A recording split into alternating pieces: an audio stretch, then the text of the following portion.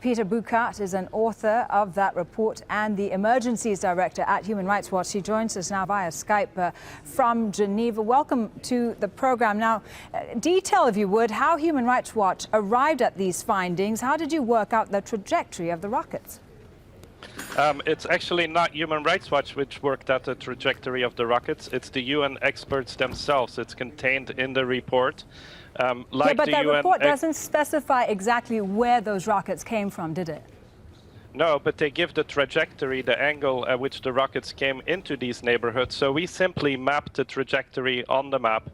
And it points clearly towards the Republican Guard base as the origin of those rockets. But how conclusive can those findings be? It was mentioned in your report as connecting the dots, which certainly wouldn't hold up in any court of law, would it?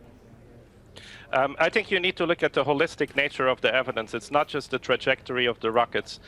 Human Rights Watch has documented, like the UN experts, that 140mm and 330mm rockets were used, which are only known to be in the possession of the Syrian government. The amount of sarin gas is in the hundreds of kilograms, which was used in this attack. And all of the launching areas from which this attack could have come, according to the trajectories which were recorded by the UN experts themselves, point directly towards the Syrian government. I think now, at this stage, there is very little doubt by any credible observers familiar with the evidence that the Syrian government was responsible for this attack.